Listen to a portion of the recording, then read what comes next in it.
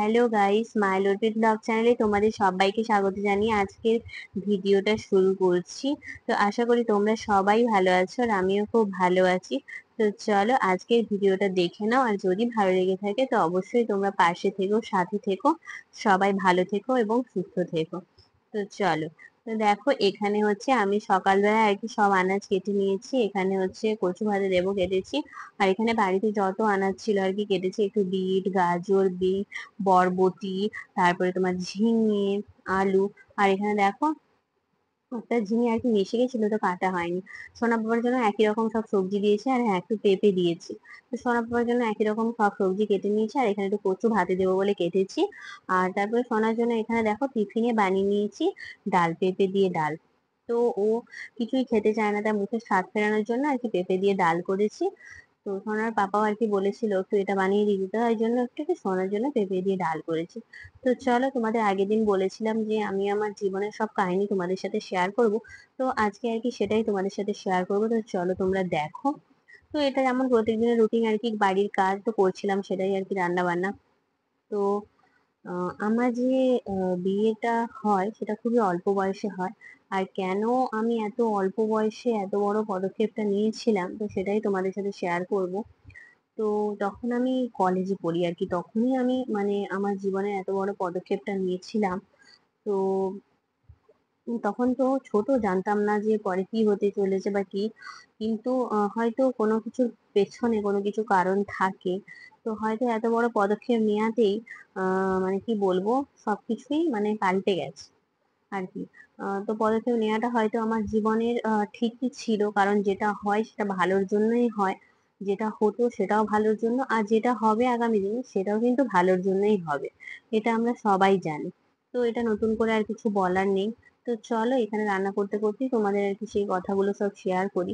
তো এখানে দেখো কচু একটু ভাতে দিয়ে দিয়েছি। তো প্রেসার কুকারে দিয়ে দিয়েছি আর কি, ছোট প্রেসার কুকারটাই, সোনা বাবারটায়। তো ওতে একটুখানি ডাল করেছিলাম, তারপরে ওতে আর কি সেদ্ধটা বসিয়ে দিয়েছি। আর এখানে দেখো আমি একটু টিফিন করতে বসে গেছি। একটু পেঁয়াজ, কাঁচা লঙ্কা আর এই খিচুড়ি আর মানে হাফ ডিম আর কি নিয়ে বসে পড়েছি এখানে টিফিন করতে। তো টিফিনটা তাড়াতাড়ি করে করে নিচ্ছিলাম, ওদিকে রান্না বসিয়েছি আর এদিকে টিফিন করছি। আর সোনা বাবা উঠে গেছে, তো তাড়াহুড়ো করে আর কি করে নেব। তো তার জন্য আর কি করে নিচ্ছিলাম। তো জীবনের পদক্ষেপটা হয়তো জানো তো, আমাদের হয়তো কিছু পদক্ষেপ আচমকাই নিতে হয়। কিন্তু হয়তো জানি না, আচমকা নিতে গিয়ে অনেক সময় তো পদক্ষেপটা আমাদের জীবনে কিন্তু ঠিক হয়ে যায়। সবসময় যে মানে আচমকার পদক্ষেপটা ভুল হয় সেটা কিন্তু নয়। ঠিকও হয়ে যায়, কিন্তু আমার জীবনের পদক্ষেপটা যে আমি ভুল নিয়েছি সেটা কিন্তু নয়। আম, সেই সময়টা হয়তো ভুলটা নিয়েছি ঠিক, সবার কাছেই আমি খারাপ, বা সেই সময়টার জন্য আমি ভুল ছিলাম।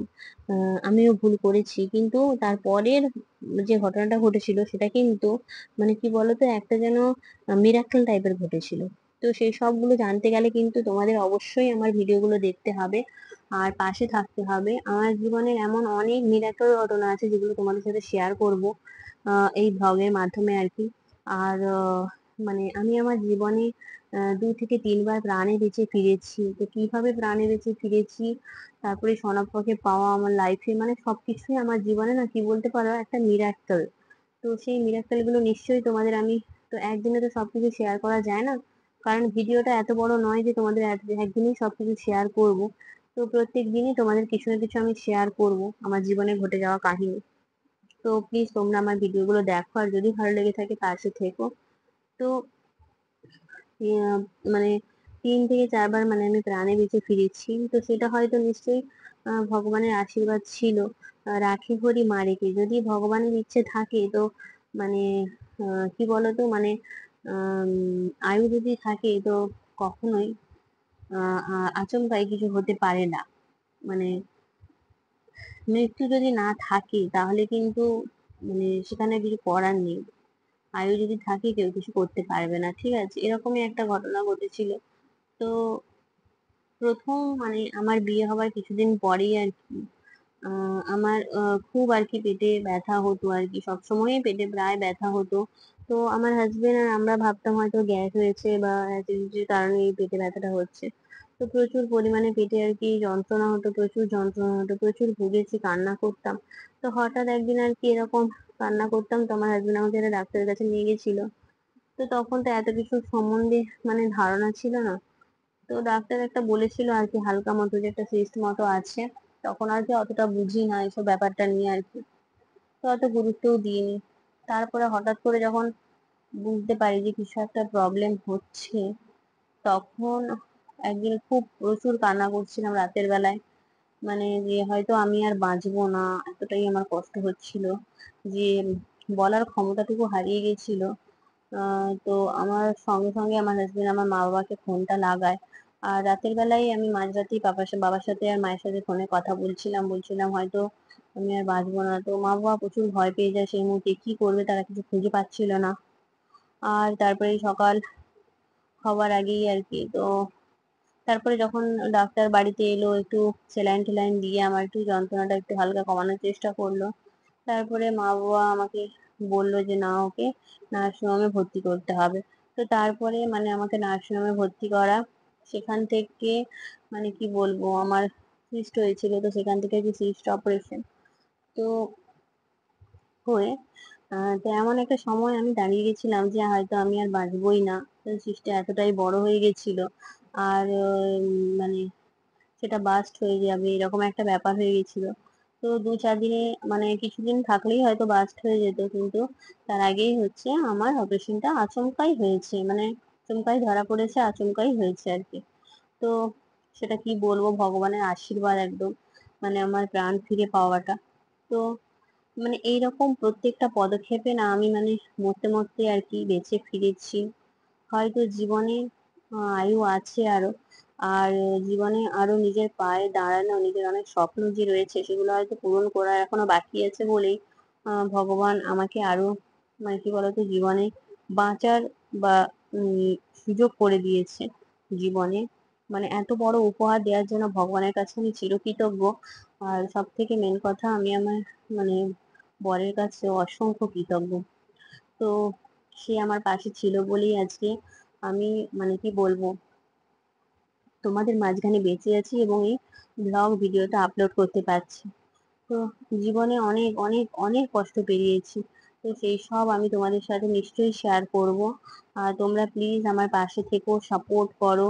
তারপরে এত কষ্ট পেরিয়েও কিভাবে 8 বছর পর আমি সোনা বাবাকে কাছে পেলাম, তো সেখানে কি জার্নি করতে হয়েছে, আমাদের কত বিপদের সম্মুখীন হতে হয়েছে, তো সেই সব আমি তোমাদের সাথে শেয়ার করব। কিভাবে দিন রাত কষ্ট করে সোনাকে পেয়েছি, তো সেই সব টোটাল তোমাদের সাথে শেয়ার করব।